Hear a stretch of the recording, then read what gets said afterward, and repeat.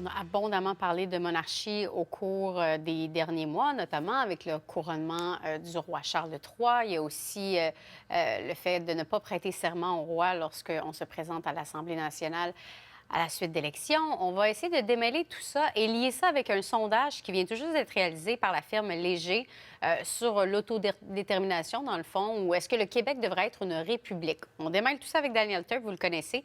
Il est le président de l'Institut de recherche sur l'autodétermination des peuples et les indépendances nationales. Maître Turp, bonjour. Bonjour. Alors, qu'est-ce que ce sondage révèle?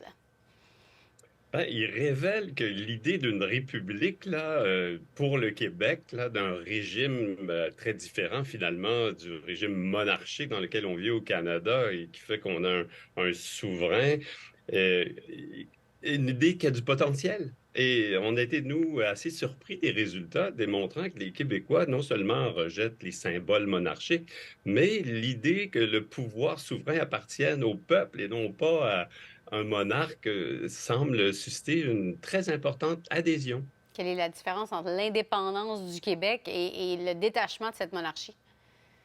Ben, on peut avoir un régime républicain même à l'intérieur du Canada. C'est pas impossible. Il y en a qui ont promu ça.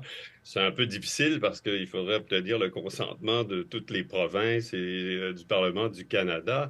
Mais quand même, ça vaut la peine de réfléchir à ça collectivement. Si on veut vraiment abolir la monarchie, par quoi remplaçons la monarchie? C'est par la République, en élisant un président, en le faisant élire par le Parlement. Puis ça obtient un soutien très important de la population, d'après notre sondage, un soutien important auprès même des non-francophones du Québec et des jeunes. Et les jeunes, alors ça, c'est aussi une bonne nouvelle, les jeunes sont intéressés à l'idée de remplacer la monarchie par une république pour le Québec.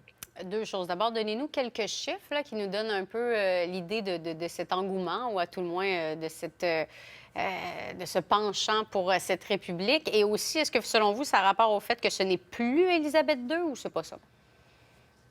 Ben, alors, quelques chiffres d'abord, puis ce sondage et la belle note de recherche qui a été préparée pour nous par Marc Chevrier, qui est un professeur de l'Université du Québec à Montréal, qui est aussi un grand spécialiste des questions républicaines au Québec, s'intéressé aux patriotes qui, eux autres, faisaient la promotion de la République. Par exemple, tu sais, on a fait une question qui concernait la suppression du budget alloué au lieutenant-gouverneur.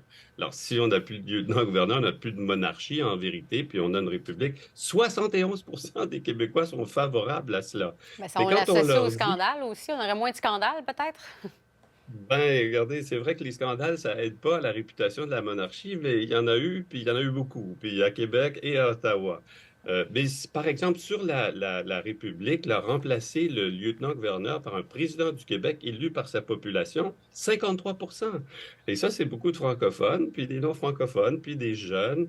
Et alors, il y a toutes sortes d'autres choses. Par exemple, adopter une constitution fondée sur les principes d'une république, souveraineté du peuple, élection des dirigeants, séparation des pouvoirs.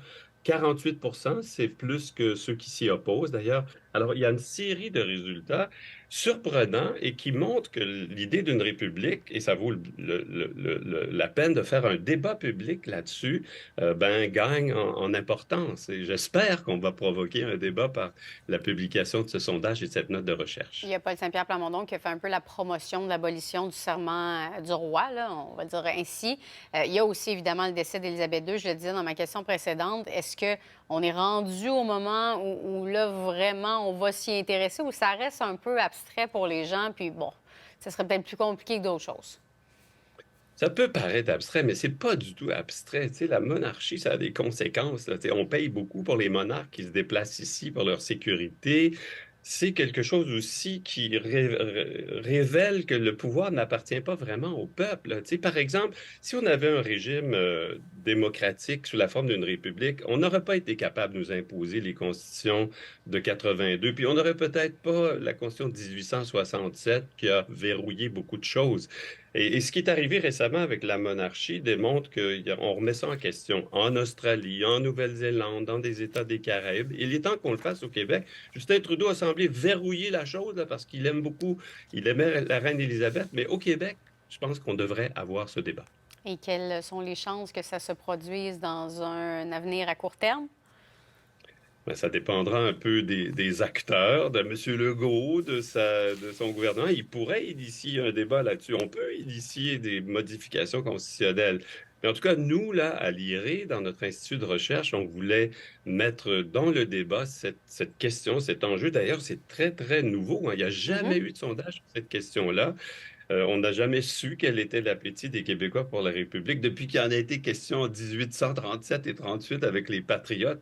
Mais là, vraiment, les chiffres sont sur la table et on va espérer que le gouvernement et les partis politiques qui siègent à l'Assemblée nationale se saisissent de cela et veulent vraiment discuter de l'idée de faire du Québec une république.